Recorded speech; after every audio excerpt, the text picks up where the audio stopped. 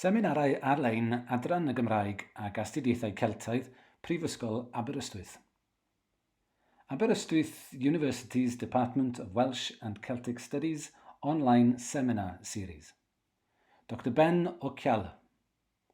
Neoliberalism and Language Shift. Lessons from Ireland, post-2008. The 17th of November, 2020.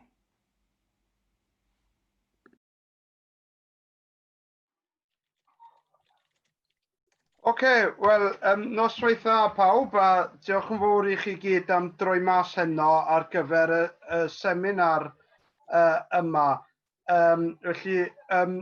Welcome to you all to the second in the series of seminars here by the Department of Welsh and Celtic Studies in Aberystwyth. And I'm very pleased to welcome tonight Dr. Ben Ó Ceallaigh, who is actually now a colleague of ours in Aberystwyth. Poor Ben arrived in September in the middle of the COVID restrictions, and so he hasn't seen as much of us, and we haven't seen as much of him as we would normally have liked. I mean, you might think perhaps in some ways that's a good thing, because perhaps some of us look better from a distance and with half of our faces covered with masks. So perhaps that's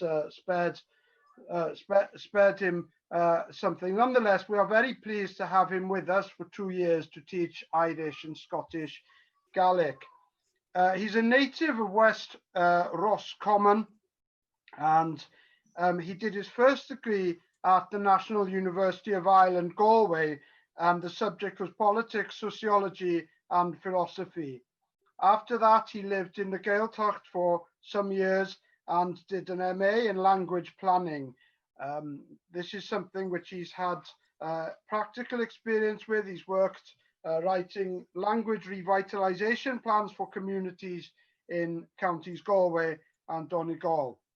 He then went to Edinburgh, where he did a PhD in the Celtic Studies department there. And his talk tonight is going to be about the subject of that PhD.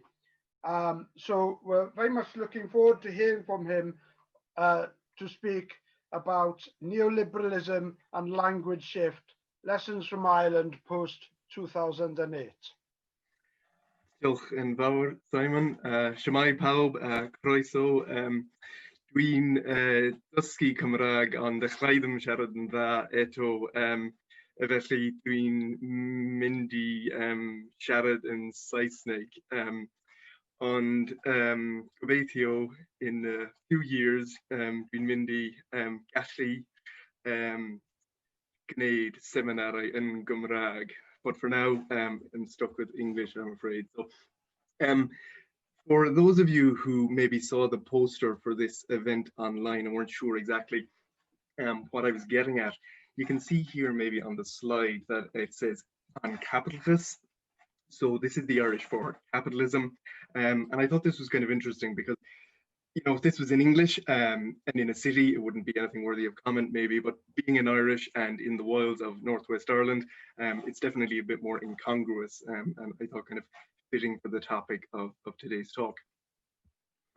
So to start with some background, if you read literature on language revitalization, you don't have to go very far until you come across kind of a sweeping statement about the propensity for economic forces to contribute to the marginalization of languages.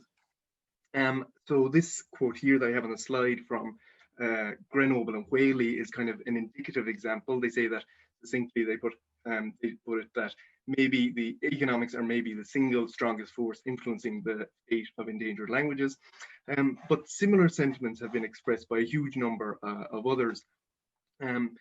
There's literally pages and pages of references on this that I could show you, but despite the fact that this is a very common sentiment, there's actually very little substantive work done to investigate the nature of this link. So how exactly does economics affect minority languages? So as Simon said, before moving to Aberystwyth, I spent several years in Scotland doing a PhD kind of trying to fill the void in our knowledge here, and see how does this process play out in practical terms. So this evening, I'll be looking at some of the ways then in which the 2008 economic crisis affected Irish-speaking communities. And I'll look at sort of various sort of macro level policy decisions that were made at the state level, but then also draw on kind of ethnographic data from my fieldwork to see how, as I say, this process played out on the ground.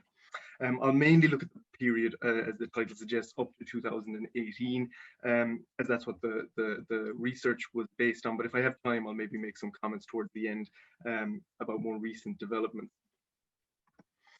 So the Irish economy, historically throughout the 20th century, was one of the most underdeveloped in Western Europe. But the early kind of 1990s saw a real reversal in Ireland's economic fortunes, and so the onset of what's called the Celtic Tiger period in kind of common parlance.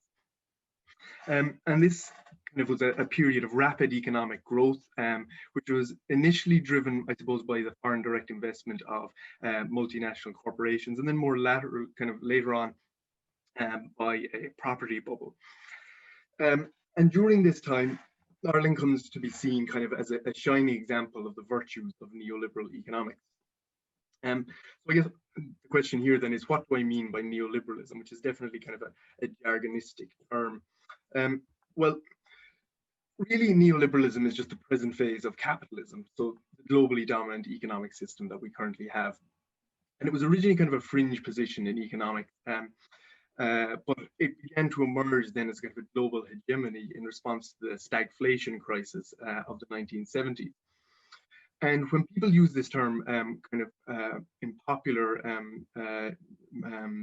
literature, newspapers and whatnot, it's often kind of conflated with free market libertarianism.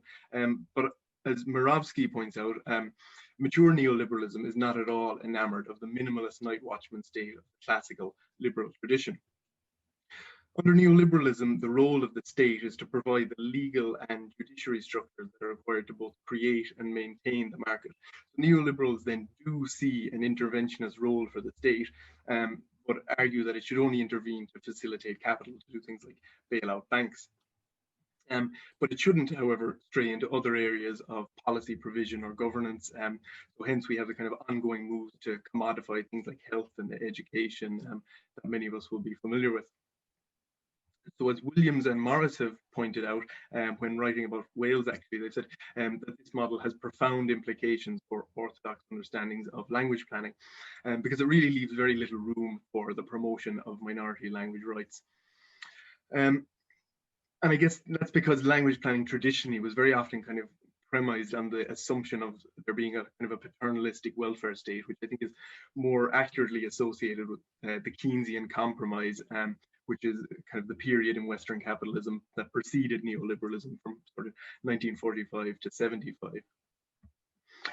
And it's important to note that neoliberalism on an international scale is definitely an uneven and contested process, but Ireland's adoption of this model has been a lot more wholesale than most polities, to the extent that we're consistently listed as one of the most globalized countries in the world for the last several decades. And if you look here, this is the 2017 Index of Globalization, you'll see we're #2 overall, very high then also in the subcategories, economic, social globalization, and still, you know, well in the top 10% for political globalization.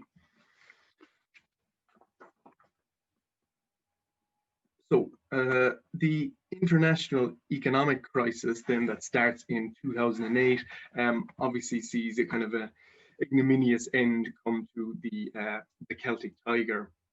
And I guess even though we all lived through it, people often don't realize that 2008 was the second biggest crisis in the history of industrial capitalism.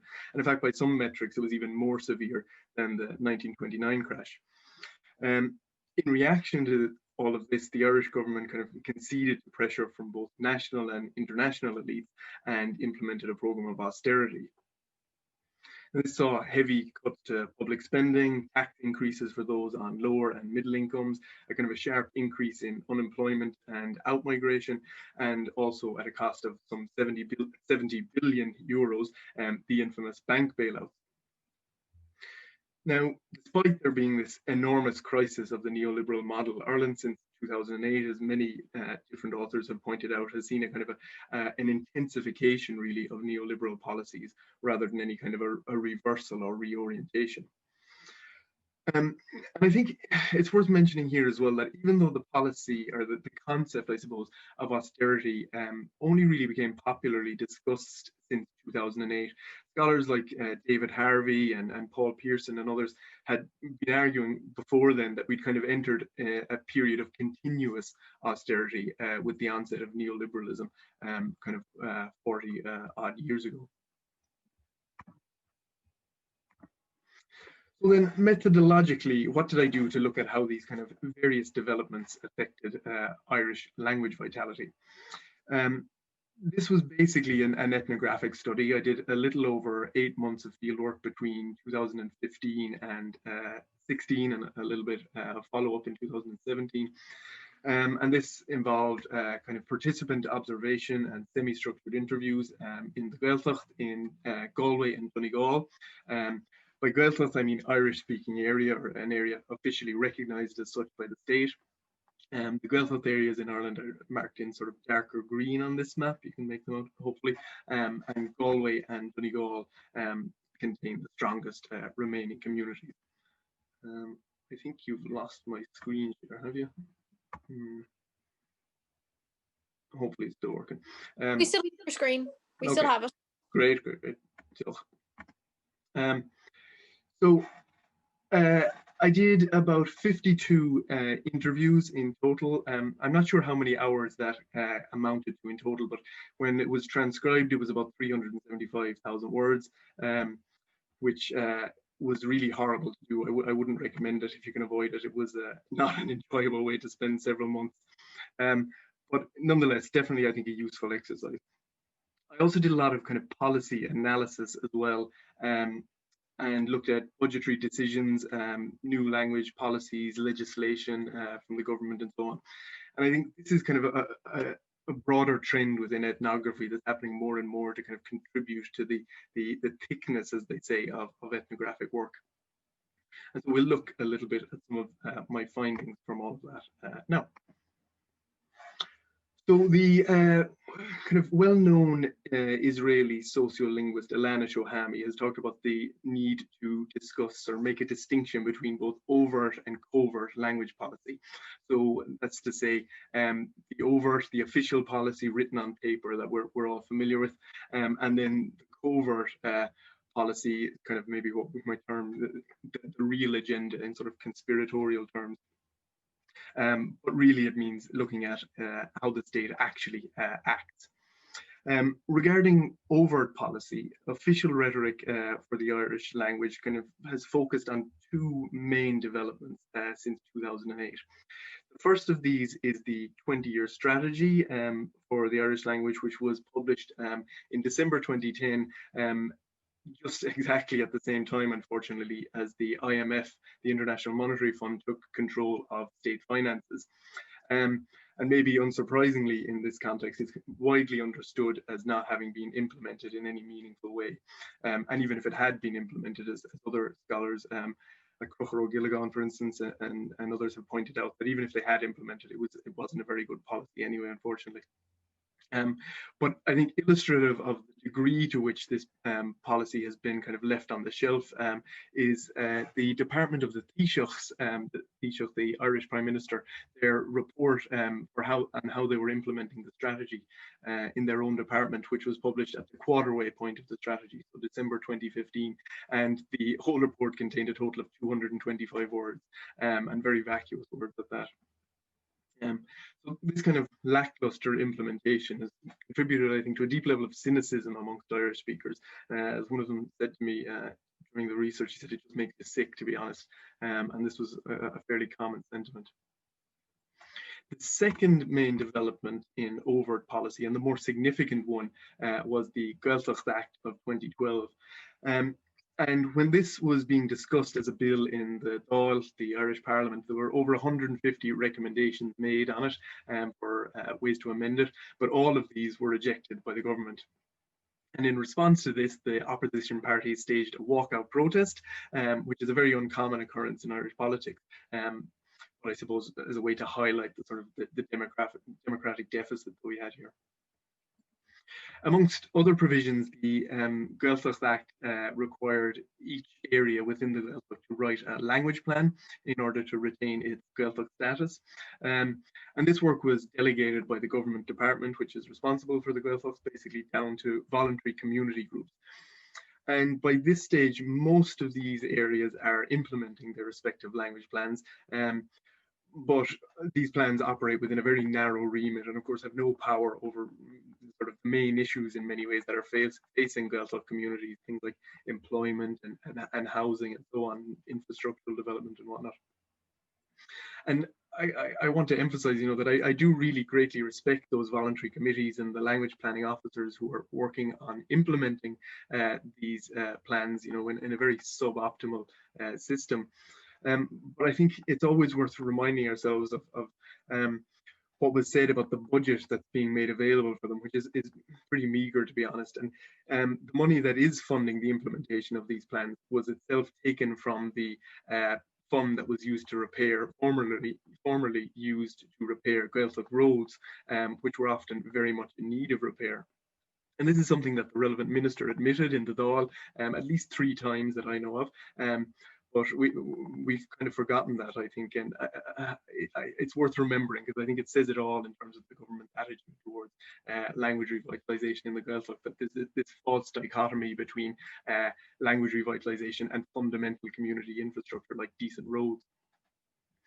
I should also point out that I myself wrote 2 of these plans, working as kind of a freelance language planning consultant. And there's a lot I could say about that experience, but overall, you'd characterize those positions, writing such plans, as kind of classic neoliberal, atypical employment conditions, not very well paid, precarious, and so on. And there's lots of research showing how states use these sort of positions and outsourcing and such as a way to reduce costs on one hand, but also to gain a greater control of the labor force. Instead of a well-paid and say civil servant writing, language revitalisation plans, it's somebody like me doing it on a freelance basis. So I think thus, under the guise of democratising the language planning process, the state was able to significantly withdraw from its historic commitment to language revitalisation and kind of say it's up to these communities to save the language themselves, and if they fail, it's their fault. Regarding both the strategy and the act, one of my interviewees from a major language advocacy group put it as follows. You can see here, it says, both of those came in, but no extra resources were really made available. In any other government policy, they would understand that there will be costs associated with implementing any policy as big and far-reaching as that, and extra resources would be made available. But it's the opposite of that. They took money from the 2 biggest institutions involved, as we'll see in a moment. It's important to understand here, though, that state withdrawal from the provision of services that were kind of previously seen as core duties is entirely in accordance with the neoliberal project of privatization and restructuring. And actually, in one of the most cited articles on neoliberalism of the past 2 decades, Peck and Tickle make the point that while neoliberalism often involves transnational groups like the IMF or the World Bank having power without responsibility, so too, on the other hand, does it see local groups winding up with responsibility without power, responsibility without resources. And I think, sadly, that the Gaeltacht language planning process is really a classic example of this.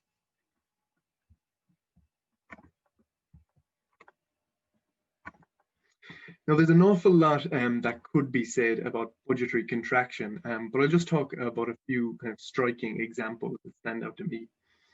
Between 2008 and 15, as you see, Údarás na Gaeltachta, which is the Gaeltacht Development and Employment Authority, had 73.7% of their budget cut, while at the same time, the comparable Industrial Development Agency, which operates outside the Gaeltacht, had its budget increased by 47.8%. At the same time, the election in which the board of the Údarás was elected by Gaeltacht residents was abolished under the 2012 Act I mentioned, and this was claimed to be necessary as a money-saving measure. Overall, by 2017, capital expenditure on the Gaeltacht was 7 times lower than in 2008, despite state expenditure having returned to 90% of its 2007 levels. The post-2008 period saw an end also brought to a great many of the schemes which were historically used to incentivize the use of Irish and to retain the population of the Gaeltacht. Things like housing grants for Gaeltacht residents, third-level scholarship, the grant paid to parents of Irish-speaking children, and many other similar schemes were all abolished. And I think this happened really in a manner that's very much reminiscent of Naomi Klein's concept of disaster capitalism, whereby crises are used by states and the powerful to force through changes that they just couldn't otherwise get away with. And striking as these figures are, I think the publication of the National Development Plan in 2018 gave an even more striking and dramatic insight into the radical reform of state support for the Gaeltacht, which was kind of accelerated to such a degree after 2008. With much fanfare at the time, the government announced in this plan that they would be investing 178 million euros into the Gaeltacht and Islands between 2018 and 27. But of course, this needs to be put into context in order for it to be meaningful. During the 4-year period, by way of comparison, between 2005 and 2009, capital expenditure on the Gaeltacht and Islands was 299 million euros, which is vastly more, of course, than the 178 million, which is promised for the 10-year period of 2018 to 27. And even based on the assumption that this proposed investment is made in full, expenditure on Irish by 2028 will still be significantly less than it was in 2008. In fact, this 178 million amounts to only slightly more than half of what was spent on this sector between 2006 and 16, which was 348.8 million. And that's despite the fact that that was the time of crisis. Budgets were slashed massively during this time, and still they spent more than they're going to spend in the coming 10 years. The recent budget in Ireland saw a modest increase in funding for the Irish language, which people seem to have been delighted about. And obviously, it's not a bad thing. But once again, I think we forget that this is only what we'd already been told was going to happen, and that in total, we're still going to be significantly worse off in 2027 than we were in 2007, when, to be honest, things were not at all going very well for language reproduction in the Gaeltacht either. The key point maybe that I want to emphasize here is that I don't think in any way that all of this can be chalked down to specific politicians not personally liking Irish. Instead, I would argue that it's the product of a neoliberal economic paradigm, which is particularly prominent in Ireland, as we've seen. Colin Williams has pointed out that states all over the world say one thing about minority language policy, but do another. The mask of piety, I think he calls it. And he also situates this as being a consequence of kind of neoliberal antipathy towards grant-dependent cultures, as he calls them, like Irish or Welsh. But I would actually go further than Williams and say that this isn't even unique to language policy. So public policy scholars in all kinds of fields, health, education, the environment, whatever, frequently lament the rareness of so-called evidence-based policymaking.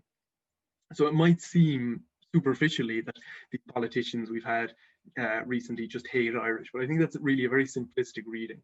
I want to emphasize that what this actually highlights is a much more fundamental structural problem in the way that liberal democratic states make policy. This is a structural and not an individual issue, which, like most of those we would face, I think. Whether we like it or not, Irish survives, as Sue Wright has put it, in a state-funded cocoon. And so welfare state retrenchment, which is a key part of neoliberalism, and which was greatly intensified since 2008, is obviously of vital importance to language revitalization policy, despite the fact that it's widely ignored by people working in the field. And, you know, people sometimes say to me that, oh, well, money alone won't solve the problem. We need to address language attitudes or whatever. And of course, that's true in a certain platitudinal sense. But less money, I think, can certainly make things worse for these communities.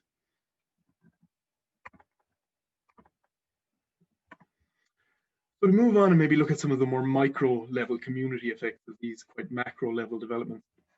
One of the clearest ways the consequences of the Great Recession could be seen in the communities where I was working was definitely in terms of employment. The Donegal and Galway Gaeltachtaí have historically always included some of the worst areas in the country in terms of unemployment. Maybe unsurprisingly, such peripheral areas really struggle to either attract or to stimulate enterprise. And while the Irish economy had returned to rapid growth really by 2016, this was very much concentrated in the cities and particularly in Dublin. And peripheral areas like the Gaeltacht experienced much more sluggish progress. I think the main industrial estate in the Donegal Gaeltacht illustrates this very clearly. So in 2008, there was about 1,300 people working there. 8 years later, there was about 350. And many of these part-time, low pay, low quality positions at that. These are two of many representative quotations from Donegal talking about employment in the area. About 2015, 2015, this was one interviewee says to me, you think it was getting worse every year, you think the worst was yet to come, but I don't know what's left to close. Somebody else says it was really hit badly, the area, and if this was happening 4 or 5 years ago, that'd be one thing, but the fact that it's still happening and one of the main hotels just closed this year, we'll see in a moment. One supposed success story for the Údaráis in 2016 was that they'd enticed a large English telemarketing company to set up a call center in this area. But as a friend of mine said, you literally couldn't think of a worse enterprise to set up in the Gaeltacht than one that literally pays people to speak English all day. And indeed, that same call center closed within 2 years of it having opened. It only ever created 30 jobs, even though they promised there'd be 120. And I presume the grant they would have received was premised on that fact.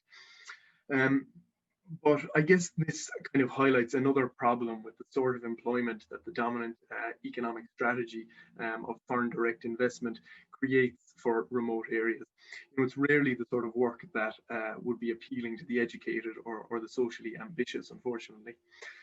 And it's well established in rural sociology, I think, that changing aspirations themselves are often a key cause of outmigration, which I'll talk about in a moment. I don't want to seem unduly harsh on the Údaráis here, though, because, you know, they do, against the odds, really manage to create employment in some of the most unfavorable locations in Ireland in terms of, you know, economic logic. And also, despite, as I say, having their budget cut to the bone really during the same period. But we do need to be realistic in recognizing that much of this employment, historically at least, hasn't been unproblematic from a language vitality point of view.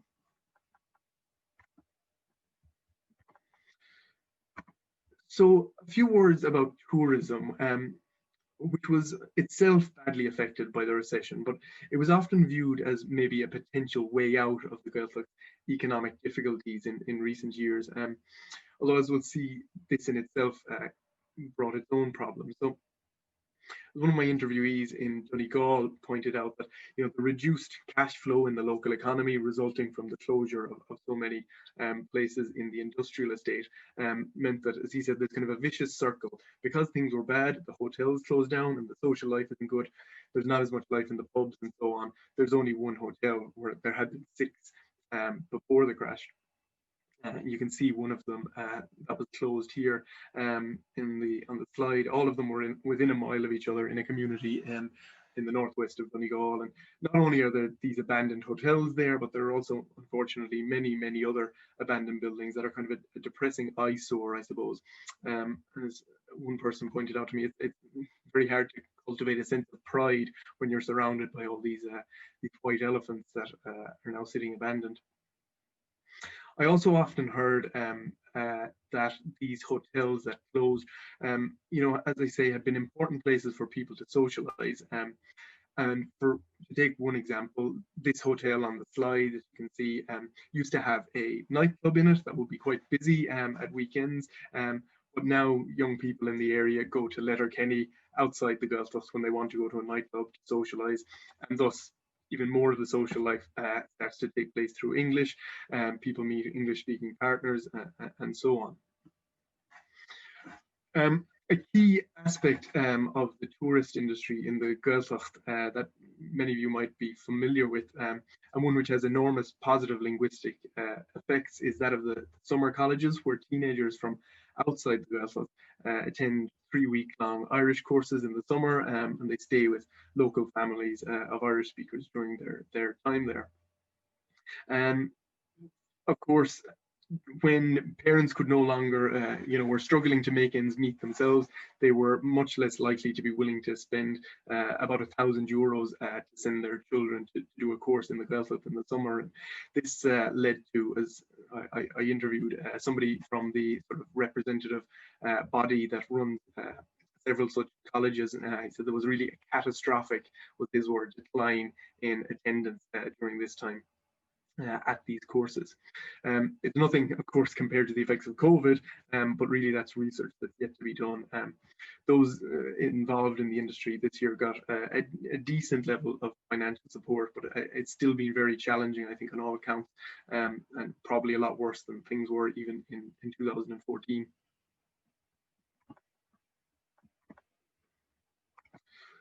So one area in which the effects of the sort of broader decline in employment, but also the tourist industry, are quite literally visible is in the linguistic landscape of several of the communities that I was based in.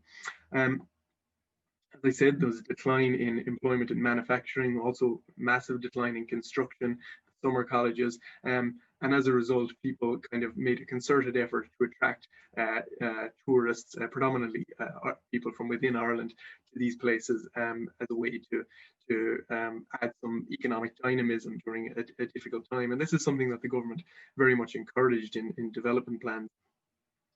But there are definite tensions here, once again, with the language issue. Now, Irish as a minoritized language often took second place to English in the kind of written landscape, even its heartland communities before the crash. Interestingly, this trend was definitely exacerbated over the course of my fieldwork.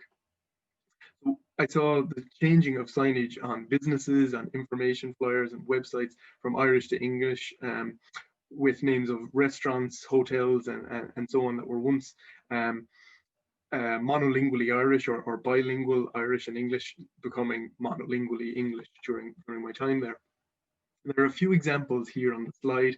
I've had to blur out bits to kind of try and anonymize the data, but hopefully you get the idea. The one on the left here at the top was a hotel photographed first in summer of 2015. It was almost entirely in Irish, but then by the time I went back to this same island in 2016, it was only in English. The restaurant down below had a bilingual name. It was the Something Man's Cottage, Teach on whatever in Irish, then rebranded a year or two later entirely in English. I think this example is quite interesting as well, because historically, over the last 50 years in the Gaeltacht, language activism has often taken the form of people painting over English language signs. But here we have kind of an example of the exact opposite, which is English being painted onto an official sign that's legally required to be in Irish only. And anybody familiar with that part of the world will recognize the handwriting in which that's done as being that of the elected community leader for that area, he was very pro-Irish in his rhetoric. Anytime he would talk to me or on the media or whatnot, but clearly at the same time feels the need to pander to tourists by making sure that the signs are intelligible to them. I thought this quote that I have on this next slide was quite interesting. this was from somebody who was talking about Donegal, and he said, it was sad to see in a way, it just happened suddenly within 10 years. Maybe there's a lack of courage or pride or confidence, and they think they have to sell themselves through English. When language learners stopped going there and when some of the language schools closed, there was a kind of change in people's attitudes. This guy says, the Irish speakers aren't coming anymore, there's no jobs. I think it's in the psyche in a way. And I guess it's definitely a matter for debate as to how much of an impact such symbolic moves actually have on community language use. Personally, I found this very disheartening, because if we can't write Dúnse on a sign in a category A, Gaeltacht, so the strongest remaining communities we have, if we can't write Dúnse instead of closed, well, I just think, what chance do we have? But that's where we are anyway. Now, to go back to emigration, migration scholars have often pointed out that previous emigration is very often one of the main drivers of current emigration, chain migration, as they call it. And the cultural memory of immigration is extremely strong in the west of Ireland and in the Gaeltacht itself. In this picture here on the slide, you can see Tachwedd na Niord, the Bridge of Tears in Donegal. And inscribed on that, on the boulder, which you can see hopefully to the right of the image, is a kind of a description of the way that friends and family of a departing immigrant would travel as far as this bridge and then kind of say their farewells at this the Bridge of Tears. We can see literally the memory carved in the rock in these communities. And as such, in times of crisis, because so many people have relations in Boston or wherever, emigration kind of becomes the default option, because it's much easier to go abroad when you already have contacts in these places. I often heard stories like one about the community school graduation cohort from 2009, when I was doing my fieldwork. 12 of the 24 from that class were in Sydney, and that's just in Sydney. There were others who'd emigrated to other places. And of course, this has significant implications then for the community vitality in the places that these migrants leave. One person from Connemara in Galway said to me, there's a very high rate of immigration, and the further you go, further west you go, the higher it gets. The place is totally abandoned. Anyone young or single, they've left. And we know from other research that it's the areas that are furthest west that are the most Irish speaking. Now, there was undoubtedly a very significant increase in outmigration as a result of the crash, but it's obviously, I would say, oversimplistic to attribute all of this just to unemployment. On a national scale, there's been other research that shows that only a minority are outright unemployed before they emigrate, but most are underemployed or overqualified for the type of work they're in. One of my interviewees said, oh, you know, it's probably 50% economic, but people want to move around anyway. And, you know, there's some truth in that, but nonetheless, as I say, there's a huge increase in the figures we can see in the census and other research in the amount of people who emigrated after 2008. One of my interviewees kind of put it very bluntly, and he said, well, that'll kill the language. If young people, native speakers aren't staying at home, well, that's the end. And it's definitely mostly younger people who emigrate on a permanent basis. But as was common in the Gaeltacht throughout the 20th century, we also see kind of seasonal migration of the primary breadwinner on quite a wide scale. So it's not uncommon for fathers in particular to spend periods working in Dublin or Scotland or England or even further abroad, thus leading to the creation of bantry déna or austerity widows, as one interviewee described them. And of course, it's often said that the family is really a crucial domain for minority language acquisition. So this clearly isn't a help in that regard. And we have sociolinguistic research that goes back as far as the 1970s, which shows that it's often those who emigrate or even just commute who are likely to be instigators of language shift when they return to their home communities. Particularly those who return with a partner maybe or children who don't speak the minority language. And I think this is something that may well be quite a problem in coming years, as people who left in the last decade when things were bad decide to return home. And I think it's an issue that hasn't really received the attention it's due in the language planning process and elsewhere. So kind of a graphic illustration of the emigration I'm talking about. I thought this photo, which I took in a pub in a village in Donegal, was particularly striking. This is their emigrant corner, or Neshimerki Ilnoon, as they call it. And I couldn't actually fit all of the photos in the frame. They kind of stretched out on the walls on either side. These are all people who have emigrated. I took this in 2016.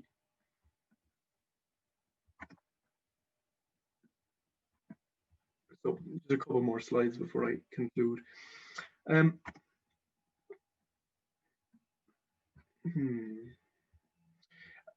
of an interesting trend that I observed during my research is regards corporate social responsibility.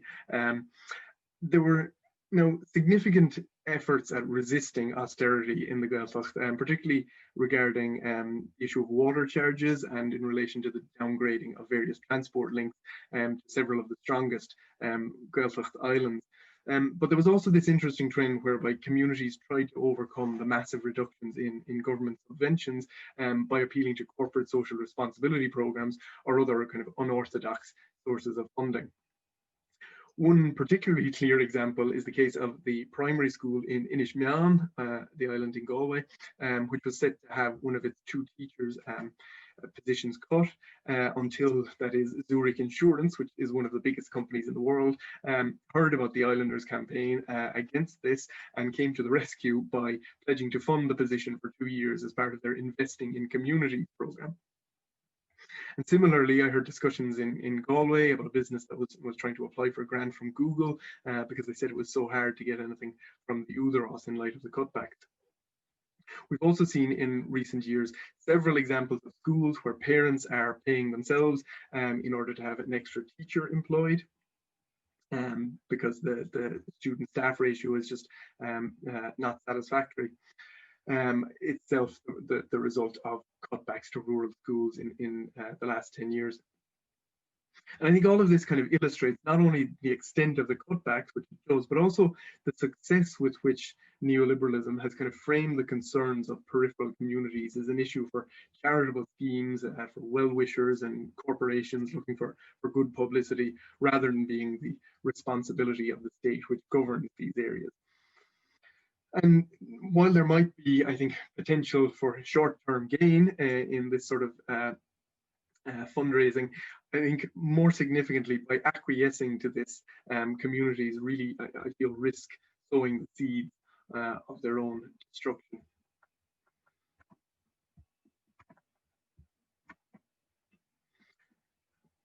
So,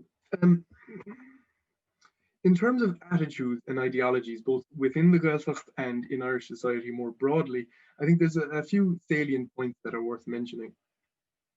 It's pretty well established that in polities with weak welfare provisions, people tend to be much more reluctant to accept radical policy changes. And I think this is a fact which has significant implications for the political viability of policies requiring wide-scale redistributive investment in the Gaeltacht, which is what is needed to revitalise these areas and the language. I guess essentially, if you know that your material needs will be met regardless, you're much less likely to oppose investment in other areas, to blame the fact that you were poor on money being wasted promoting Irish, or that immigrants took your job, or whatever. And so in a society with a fairly austere approach to social welfare, such as Ireland or Britain, gaining mass popular support for such huge investment in remote communities is, I think, very hard to do. And a related and important point here, I think, that is that in general, in societies that have a higher level of inequality, you will have a lower level of trust. So as Judd says, quote, between 1983 and 2001, mistrustfulness increased markedly in the US, the UK and Ireland, 3 countries in which the dogma of unregulated individual self-interest was most assiduously applied to public policy. In no other country was a comparable increase in mutual mistrust to be found. And Ireland is a extremely unequal country. Even before 2008, 1% of the population owned 34% of the wealth. And between 2010 and 17, the richest 300 people in Ireland doubled their wealth from 50 to 100 billion euros, which is much more than the cost of the original bank bailout. By 2018, the 11 richest people had the same wealth as the top 300 had in 2010. And all of this happens in the most severe recession in the state's history. But again, this is a product of basing our society on the neoliberal model of trickle-down economics, they call it. The idea being that if we make the rich better off, we'll all be better off. Now, this is important for those of us who are interested in language revitalization, because more equal societies, as I say, tend to exhibit higher levels of trust, which in itself is intimately linked to the kinds of values that are needed for our efforts in terms of language revitalization to be supported.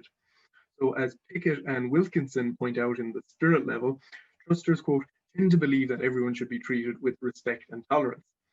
So the sort of values, I would argue, that are very much conducive to valuing linguistic minorities.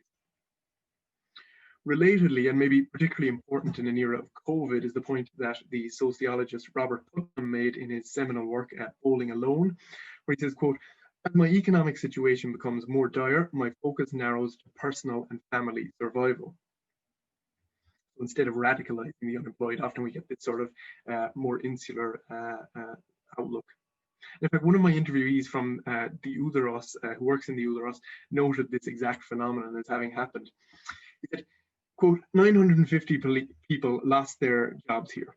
But the thing that happened with regard to the language, it was very interesting because the jobs took primacy. It was very interesting. 2 years we had public meetings about employment, and there is no way in those 2 years that anyone was going to mention language. I think sociolinguists talk all the time about language ideologies, but there's plenty of research in political science by people like Ronald Inglehart, I'm thinking of, and others, that show that ideologies don't just appear from nowhere. They have a material basis, which I think is rarely discussed, and which neoliberalism fundamentally impacts.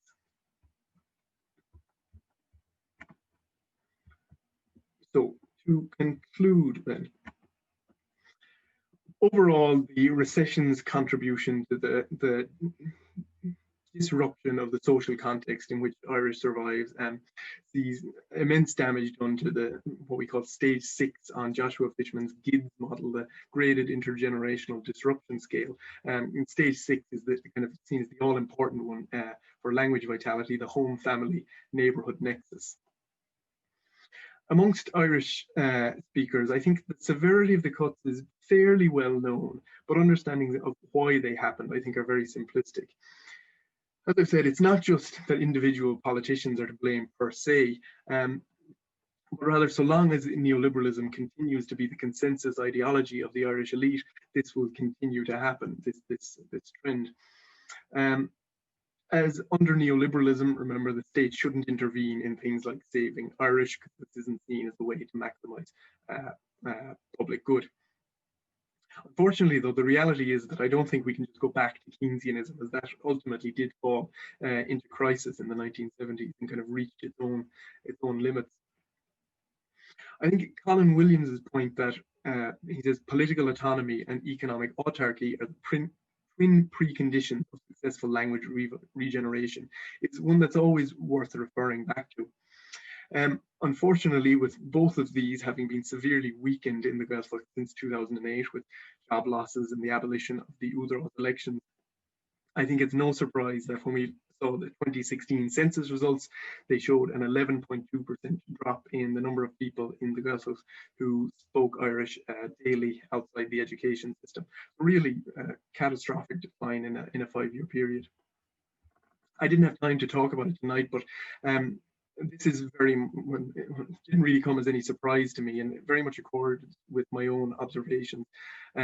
Not once in the course of my fieldwork did I overhear or observe children, people under 18, more generally interact in Irish together when they weren't in the presence of an adult. This isn't a good situation in terms of the prospects for Irish in the Gaeltacht, I don't think. And there's lots of other research that kind of has drawn similar conclusions. But I don't want to make it seem like there are no efforts to resist it. There's significant agitation at the moment about housing rights in the Gaeltacht. There are groups like Tishmahori na Gaeltacht and Tusma, which really do great work in supporting Irish-speaking families.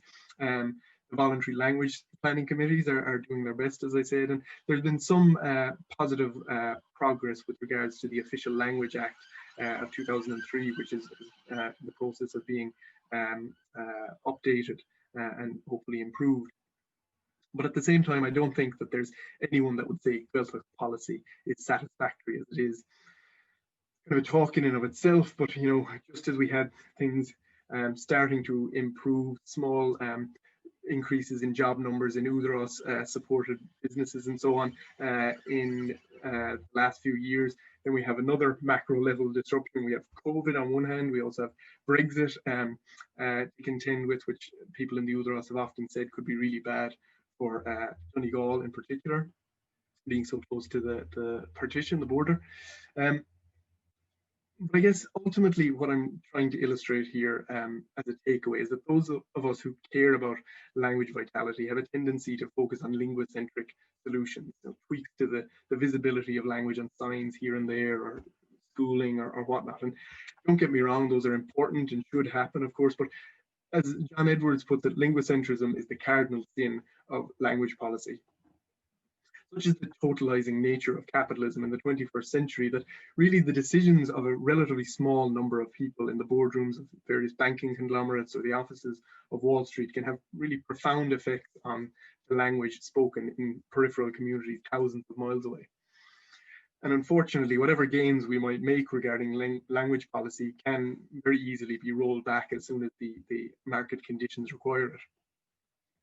And if you remember that language policy is just a form of social policy, neoliberalism's opposition to social planning is clearly a real stumbling block. So we have this idea, which was first devised by neoliberal theorist Friedrich von Hayek, and then later parroted by Thatcher, that there's no such thing as society in their conception of the world. And this is clearly very problematic when we're trying to promote language community maintenance.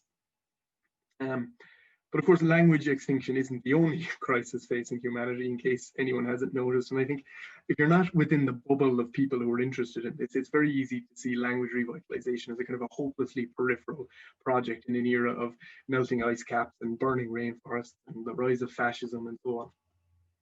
But I do think we can take heart from the fact that reversing language shift, as Joshua Fishman said, is kind of a good problem, in that working towards the decentralization of political power, economic power, redistribution of wealth, and so on, the things that Colin Williams and others have said are necessary for our project.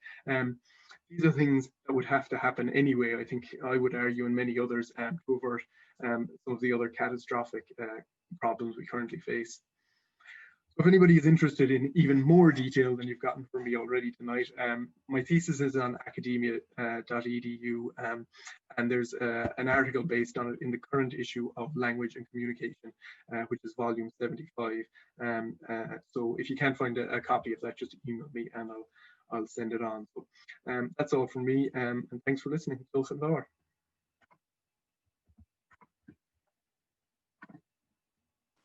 Gurmina, Slav.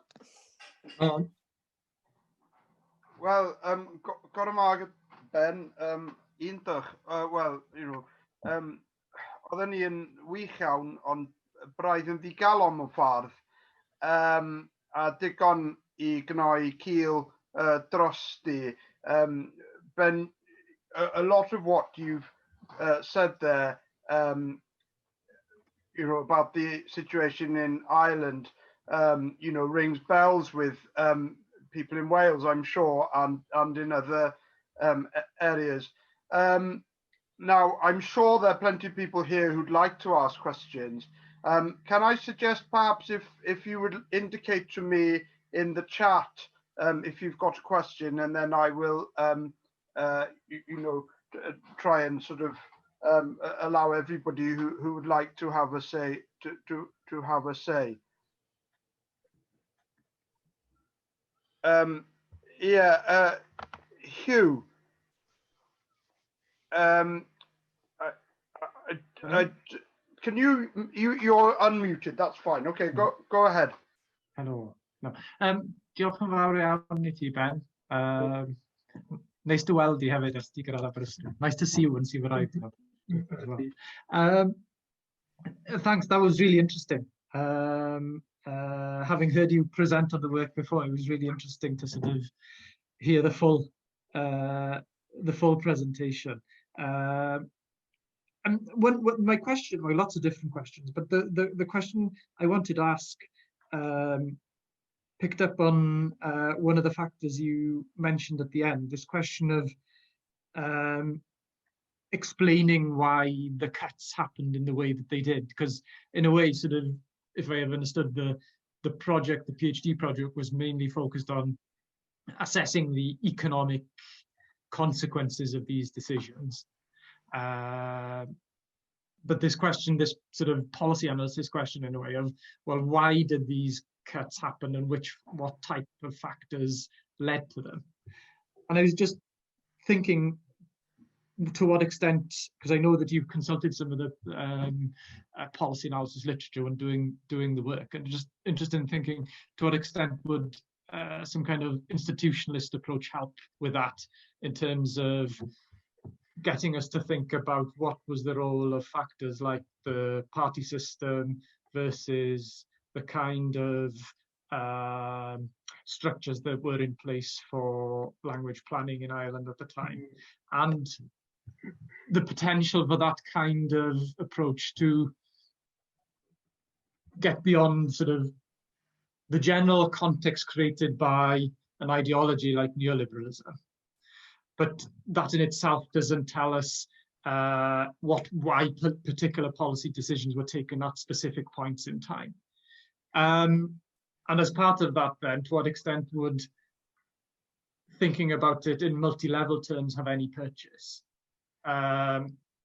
So that we don't just think about the institutional factors in Ireland that drove this, but the fact that we had international organizations, more specifically the IMF, playing a role. So this theme that I've been interested in personally, this idea that language policy is taking place in the context of multiple levels. Yeah, I think this is really interesting, and that's, you're right, definitely something I tried to do. Was there's all this wealth of really interesting theoretical and empirical work in broader public policy literature that I think we often forget about, people who work in language policy, and multiple streams, perspectives, and all of this stuff is definitely worth bringing to bear. And there's been some interesting work definitely done by public policy scholars more generally about Ireland in this period. And you know, there's always this kind of interplay that they talk about between ideologies and interests and institutions, sort of the three I's, as it were. And you know, how do we sort of disentangle the influence of each one? I mean, we could talk about this for so long, but a few things that occurred to me just briefly is, I think people, as I've tried to explain tonight, really overemphasize the importance of party politics within Ireland at this time. And it's not just me says this, you know, there's plenty of others in more general public policy scholarship in Ireland who point out, as I say, this phrase consensus ideology of the Irish elite isn't mine. I can't remember the author's name, but it's one that points out, one of many work, that, you know, there wasn't really any significant ideological difference between when there was the general election in 2011 and the Green Party and Fianna Fáil were replaced by the Labour Fine Gael coalition. And to be honest, like in my own analysis, I think you could replace Fine Gael and Labour with whatever other combination of the Irish political parties, and you would get much the same results. I think Sinn Féin or whoever, if they'd gotten in, would have had to do the exact same things, because I think, you know, there's this idea that, you know, going back to the second phase of power and all that stuff in the community power debate back in the 1970s in political science, and about the way powerful institutions like the IMF, you know, one of the most powerful there is on the world stage, they don't even need to actively exercise power in order to get what they want. Just by virtue of being the IMF, the government isn't going to try and put in any ambitious language revitalization measures when it won't even be brought to the table. That means, in one sense, it's difficult to measure the effects of, you know, things that don't happen, as it were, as social scientists. But I imagine, and I look forward to the day when the 20-year rule allows us access to sort of classified documents from the Irish state papers about this period. But I think they'll very much echo what we see when we look at the papers from the 1980s, which was that the government said, yeah, there are these policies, we can't afford to implement them, let's just ignore them. And Joshua Fishman wrote about this at the time, the master plan to do nothing, he called it. And I think the situation in the last 10 years has been even worse. Looking at it from the sort of the multi-level perspective, I don't think it could have been a much worse situation for Irish, really. As I said, the sort of state-funded cocoon that it survives in. I'm also quite interested in, it's worth mentioning maybe, if you haven't read it, a sort of a classic of the new left political literature from the 1960s and 70s, this article called The Ruling Class Do Not Rule by Fred Bloch. And I think it's very interesting in the way it lays out how capital can veto public policy by virtue of threatening or implementing capital flight. But it can do this without there being kind of a class conscious capitalist class that are unified and coherent in their belief. So I think, and I've only read that again recently, but I think, yeah, it's definitely worth revisiting, especially in light of the COVID crisis. That's a bit rambling, sorry Hugh, but some thoughts that occur to me. Tachwedd, do you have a question? Yeah, can you hear me? Yeah. Yes. Yeah. Diolch yn fawr, Gyrraedd Margaret. I had two questions, or maybe just one big one. Thank you very much. It's very interesting to see sort of how the structural economic consequences of the sort of neoliberal policies and the sort of impact they had in the gap out. And I wanted to sort of, I don't know, maybe if you focus on it, see what the consequences of the attitudes were, because you sort of mentioned that there was this sort of state-funded cocoon that, you know, most places where the minority language sort of try and survive are, you know, surviving on the state-funded cocoon. And but what happens once this sort of state-funded cocoon disappears, especially regarding the attitude of people?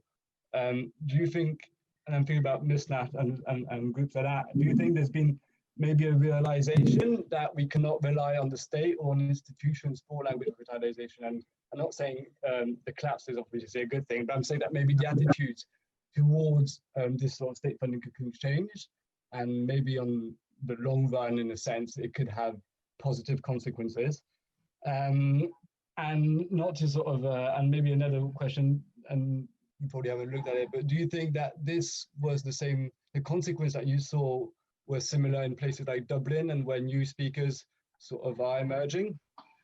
Or there's also this sort of idea that we cannot rely on the state, and we take the rise of civil society and action in sort of language revitalization initiatives.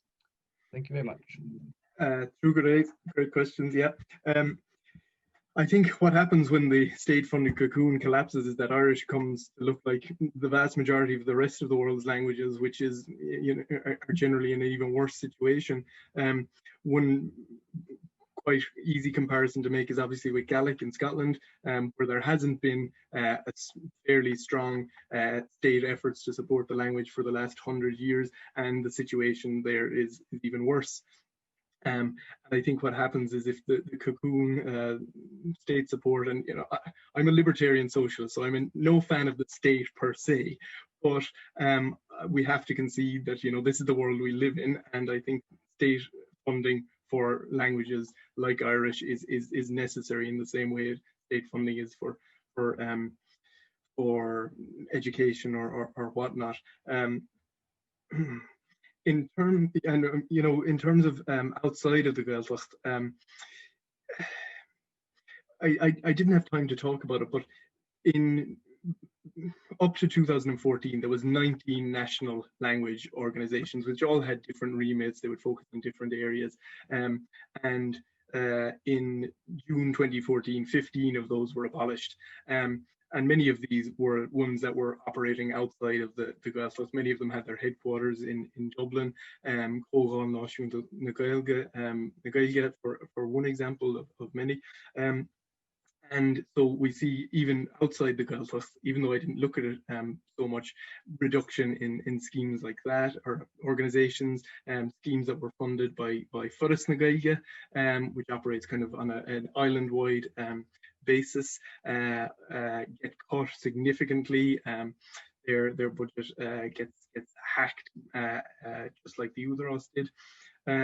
So while, you know, in one sense we have this sort of idea that maybe this will see an awakening of people, and they'll, you know, they'll want to make more of an effort from the ground up.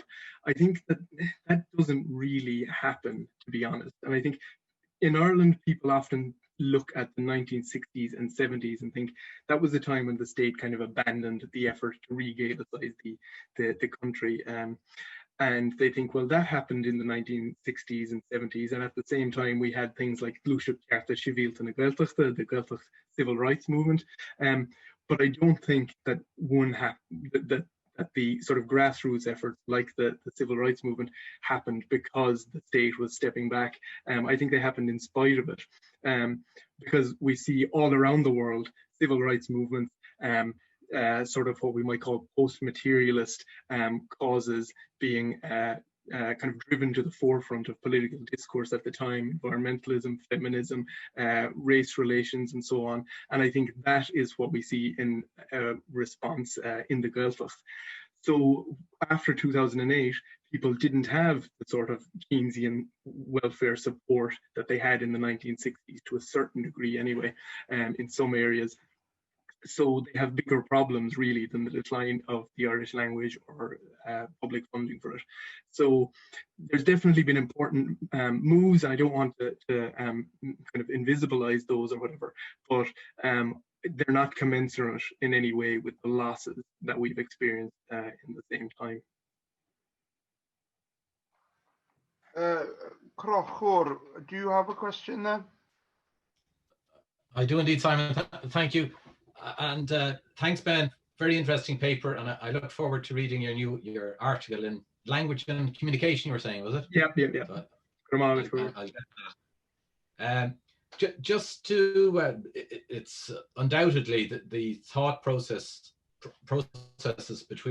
behind language policy in Ireland are neoliberal.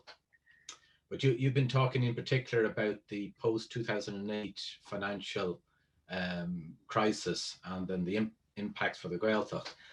And I wonder if there's, beyond the tragic societal issues of emigration and weaker economic opportunity for the Gaeltacht people, if there's even a greater malaise from the point of view of language planning, that the 2008 financial crisis gave the state the camouflage to abandon language planning.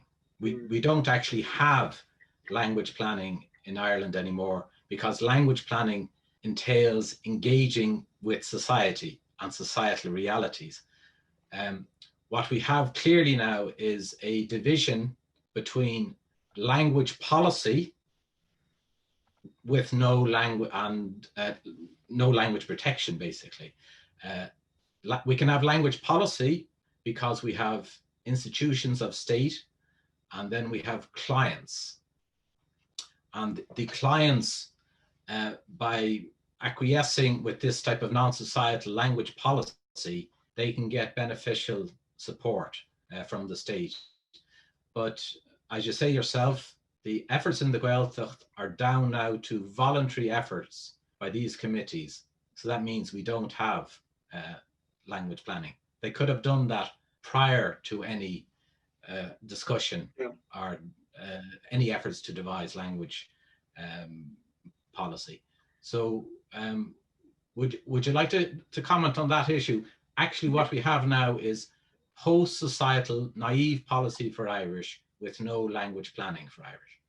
Yeah, I don't disagree with any of that, Croker. I think you're accurate there for sure in that analysis.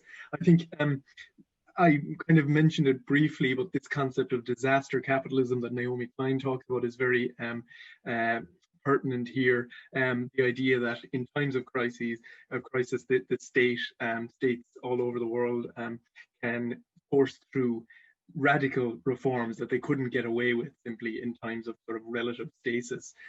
Naomi Klein has kind of popularized this, but it's been talked about by several others. And interestingly, not least by sort of the main thinkers of neoliberal ideology themselves. So Milton Friedman, of the Chicago School of Economics, as it was euphemistically called, maybe, said himself, I remember, only a crisis, actual or perceived, produces real change. And that for decades they've used this sort of pattern of when there's a crisis, now we can go in and privatize the schools in New Orleans after Katrina or whatnot, and that it does, as you say, provide camouflage for things that were going to happen anyway. But I think what we see is just a massive exaggeration or intensification of the sort of general trajectory of decline of state support that we've seen since the 1970s, really. Yeah, so I think crises are, and being as we're in a global crisis, are characteristically used for such what I would say is nefarious ends by the capitalist class. But yeah, I don't disagree with anything you said there, really.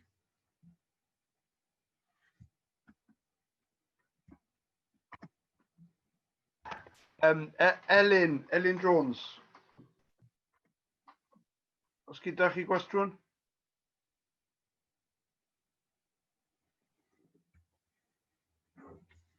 Ydy fy mic yn Ydy, ymlaen nawr. O, wedi mynd. Yna ni. OK. Dwi yn y gegin, dwi'n cael proswper, felly dwi'n ymddiheuro os oes yma sŵn yn y cefndir. Diolch yn fawr iawn am darlith a chyflwyniad hynod o ddiddorol. Ben, I'd like to, I'd like to think of possible, solutions or a solution-based approach to what you've raised this evening. And I know that you've made reference to emigration, emigration external to Ireland, but in terms of looking at the Irish state, the Republic as it is at the moment, I'm thinking of it actually as a highly centralized state in terms of political institutions and so on, and government.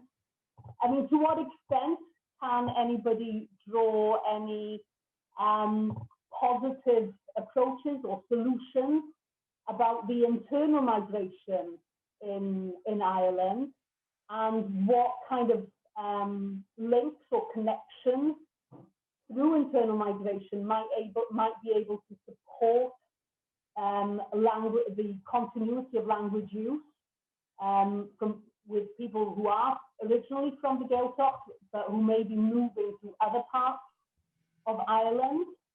And also thinking of, you mentioned Brexit towards the end of your presentation and presented it as, an economic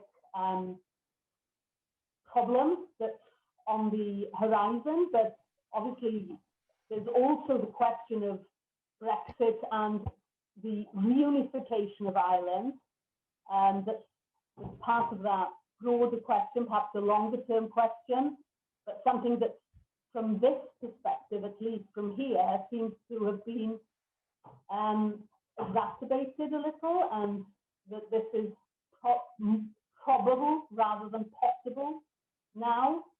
And to what extent would an all-Ireland approach to language planning then draw in the issues of internal migration to Ireland, within Ireland, the strength of the new Gaeltacht in Belfast in particular, and to what extent can those other neo-Gaeltachts provide some kind of solution to the crisis that's it's an existential crisis for the Gaeltacht area.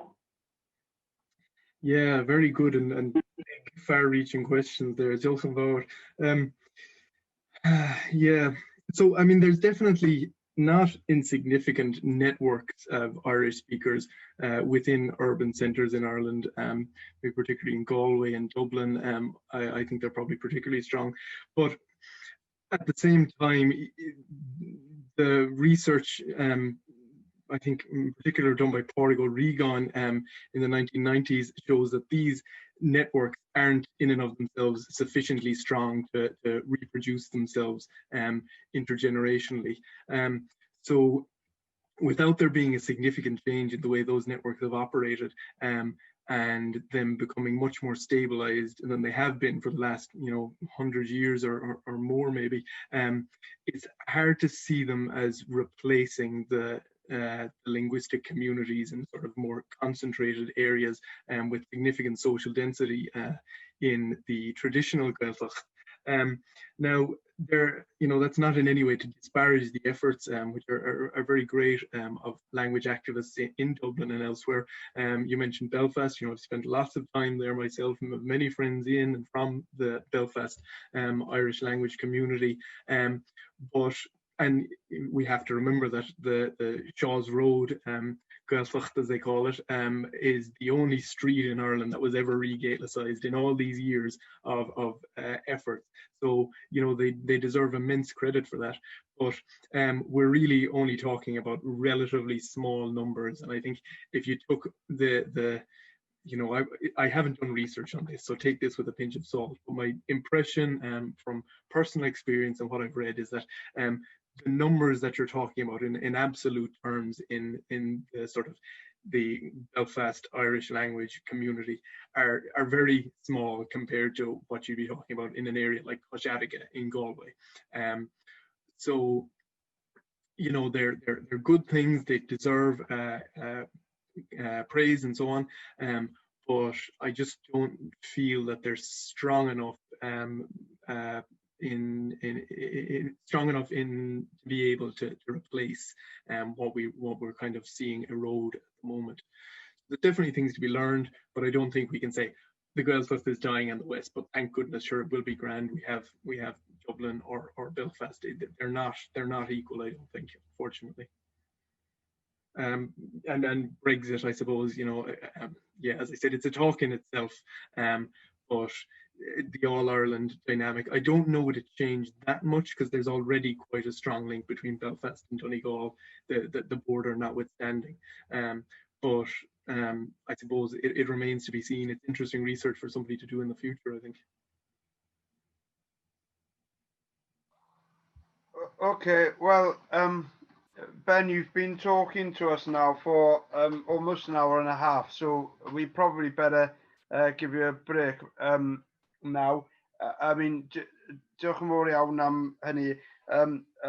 Thanks for the presentation and also for fielding all of those questions like that. And for those of you who haven't been looking at the chat, Catherine has posted the link to the article that Ben was talking about, so you can get to it there. Also, Eric has pointed out that this seminar has been recorded and that it will be available soon on the website of y Ddraig.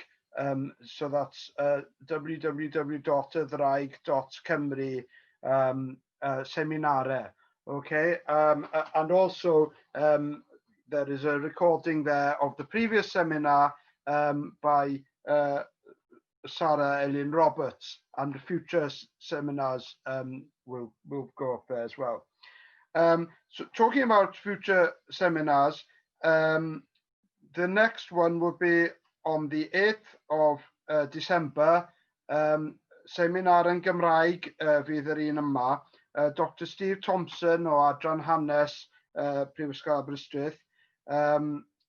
A'i deitl yw Ni oedd e fasid peth fel hyn yn un wlad dan hael ond Cymru, meddygon cleifion ar iaith Gymraeg 1850 i 1911. So that'll be the 8th of December at 7 o'clock on Zoom. We will send out a link in due course. I'm sure we'll be bothering you all about this, so we won't let you forget. That's that for tonight. So perhaps I'll just thank Ben once again. It's great to hear you talk. Great to hear this research, and I look forward to reading the article. And thank you all for coming along. Oh, thanks everyone.